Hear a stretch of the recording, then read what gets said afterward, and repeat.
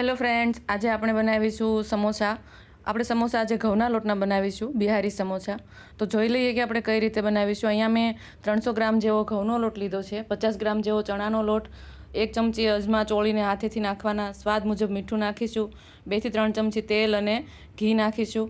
અહીંયા આપણે ઘઉંનો લોટ લીધો છે એટલે આપણે મોણ સરખું નાખીશું. જો તમારો મેંદાનો લોટ હોય તો આપણે મોણ મીડિયમ રાખીશું, પણ અહીંયા આવી રીતે મુઠિયા વળે એટલું આપણે મોણ નાખીશું અને જરૂર મુજબ પાણી નાખીને એક મીડિયમ એવો સોફ્ટ લોટ બાંધીને તૈયાર કરીશું. અહીંયા આપણા ઘઉંનો લોટ છે એટલે થોડો કલર લાલ જેવો દેખાશે તમને, અને 15 થી 10 મિનિટ આપણે ઢાંકીને એને એમ જ તે પલળવા દઈશું. અહીંયા મેં બાફેલા બટેટા લીધા છે, તેને છાલ કાઢી લઈશું અને આપણે એક બાઉલમાં નાખીને આવી રીતે સરસ એવા મેશ કરી લઈશું. હવે આપણે બટેટાનો એક મસાલો તૈયાર કરી લઈશું. મસાલો તૈયાર કરવા માટે અહીંયા મેં આખા ધાણા લીધા છે, વરિયાળી લીધી છે અને જીરું લીધું છે.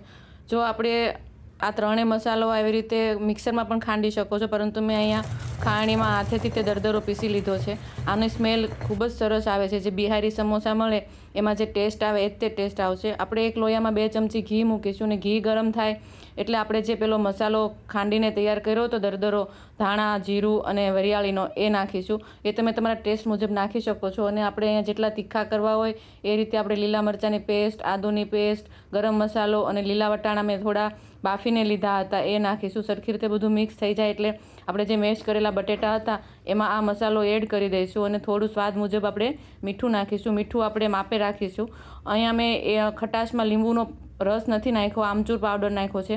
જો લીંબુનો રસ હશે તો તમારો મસાલો થોડો પાણીવાળો થશે અને સમોસું આપણું થોડું એવું નરમ થાય. અને ફ્રેશ કોથમીર નાખી છે અને સરખી રીતે બધું આપણે મિક્સ કરી દેવાનું છે. અહીંયા મારે લોટને 15 થી 20 મિનિટ થઈ ગયા હતા અને લોટ સરસ એવો પલળીને તૈયાર છે. તો આપણે નાના નાના એવા લુવા કરી લઈશું. આપણે અહીંયા સમોસા, મિની સમોસા બનાવીશું. આવી રીતે પેંડા જેવા લુવા કરીને આપણે લંબગોળ પૂરી બનાવી લઈશું. અહીંયા આપણે ગોળ પૂરી નથી બનાવવાની, પરંતુ આવી થોડી લાંબી એવી રોટલીની જેમ વણી લઈશું અને વચ્ચેથી કટ કરી લઈશું. વચ્ચેથી કટ કર્યા પછી આપણે ફરતું પાણી લગાવી દઈશું, જેથી કરીને આપણું સમોસું તૂટી ન જાય અને તળવી ત્યારે એમાંથી મસાલો બહાર ન આવે. અહીંયા આપણે ઘઉંનો લોટનો રોટલી બનાવી છે એટલે આપણે પાણી સરખું એવું લગાવીને સરખી રીતે ચીપકાવીશું રોટલીને. આવી રીતે મેં અહીંયા કોન બનાવ્યો છે અને એકદમ હાથેથી વજન દઈને મેં ચીપકાવી દીધી છે.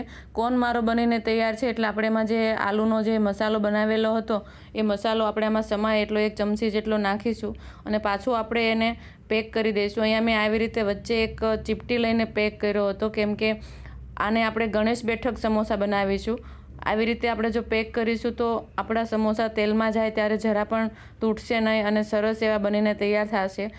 આવી રીતે બધા જ તે સમોસા બનાવીને આપણે તૈયાર કરી લઈશું અને આને સુકાવા દેવાના નથી.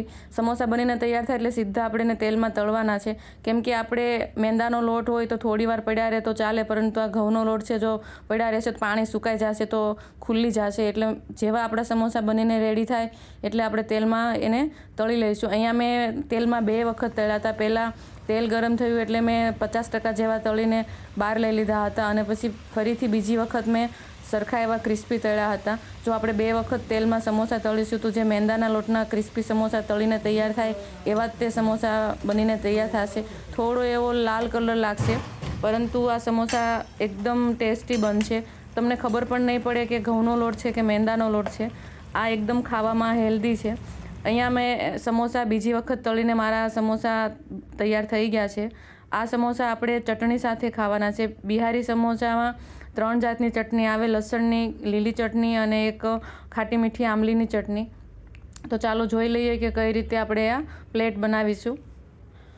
અહીંયા મેં એક પ્લેટમાં બિહારી સમોસા જે તૈયાર કર્યા તે લઈ લીધા છે. વચ્ચેથી આપણે થોડા એને આવી રીતે દબાવીને કાપી લઈશું એટલે કે અંદર ચટણીઓ આપણી બધી ભરાઈ જાય. હવે આપણે એમાં આંબલીની અને ખજૂરની ખાટી મીઠી એવી ચટણી નાખીશું. અહીંયા મારી ચટણી ગરમ ગરમ બનીને તૈયાર છે. એના ઉપર આપણે લસણની તીખી ચટણી નાખીશું અને આ કોથમીર ફુદીનાની પણ એક ગ્રીન ચટણી નાખીશું. અને આ સમોસા મારા ખાવા માટે તૈયાર છે. આ સમોસા એકદમ ટેસ્ટી બને છે અને ગરમા ગરમ સમોસા ખાવાની ખૂબ મજા આવે છે. તમે એક વખત જરૂરથી આ ઘઉંના લોટના બિહારી સમોસા ટ્રાય કરજો. ગમે એટલા બાળકોને ખાવા હોય તો પણ તમે ના નહીં પાડી શકો, કેમ કે આ સમોસા હવે મેંદાના નથી, ઘઉંના છે એટલે પણ આપણને નડવાની પણ બીક નથી. તો તમે જરૂરથી આવી રીતે એકવાર બનાવો.